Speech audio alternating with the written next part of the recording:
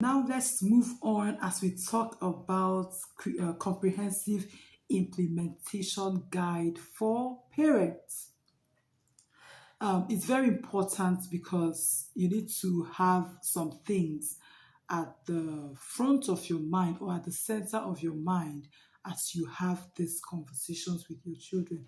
Let's talk about first thing, excuse me, which is creating the right environment. All right, you know that environment is everything when it comes to sex conversations, right? I'm not talking here about environment, like when I talk about creating a sex um, proof environment for raising your child. That's another conversation for another day. I'm talking about the environment for effective sex conversation. Now, first of all, when we talk about environment, we talk about the physical space and we talk about the emotional atmosphere. Now, the physical space talks about where you are going to stay to have the conversations. Number one, you should choose a consistent, quiet location that is free from distractions. One thing you don't want to have during your sex conversations is distractions. You don't want to have the children be distracted or you being distracted. It must always be a focused time.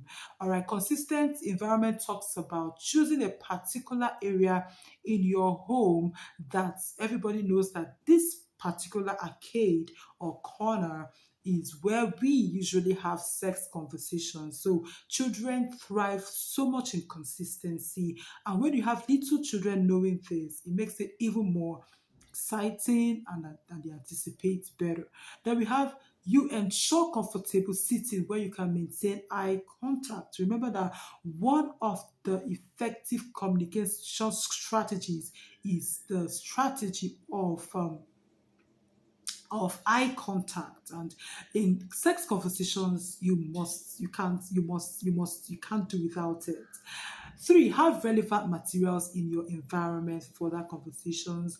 Do you use Bibles or Bible stories or books or comfort items? Make sure they are readily available. You don't want where you're coming for a conversation. Say, go get the Bible. Oh, go get the book. Oh, go get the art supplies. Oh, you don't understand. You don't want that. Those constitute the distractions that we don't want at all, right? Okay, so let's talk about the next one. Consider the lighting and temperature for comfort. Not too hot, not too cold, not too bright. Just make it a cozy corner.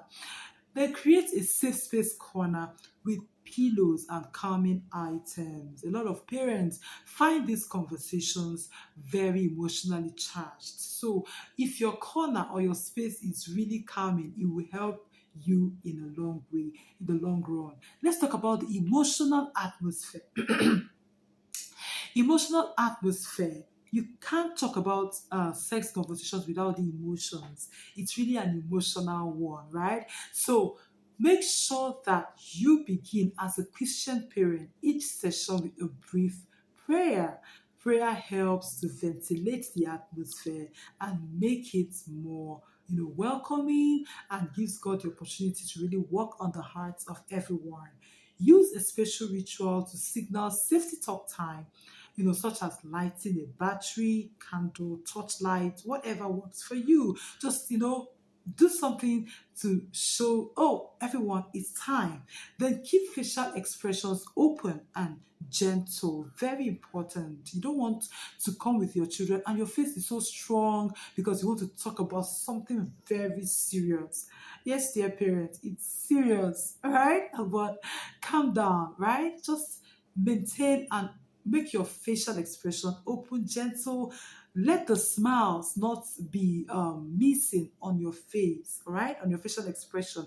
Then maintain a calm body language. A lot of times, sex conversation times are times of disclosures. So always come with a mindset that today, my child may disclose something to me that I didn't know happened to them. So always come with a garment of calmness, of gentleness, of steeze, like come.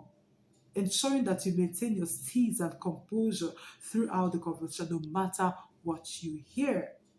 Allow silence for processing. Don't just come, gather your children and just to rattle all the way throughout the conversations. That will not cut it. Always, talk, have silent times so they can process the thing. You process what they say, they process what you say, and it goes on and on. And of course, validate all emotions expressed. um, During conversations, your children can express a varied kinds of emotions depending on what we are talking about. Don't make the mistake of trying to say, why are you, why are you? Always validate their emotions because indeed their emotions are valid. Now let's move on to timing and pacing.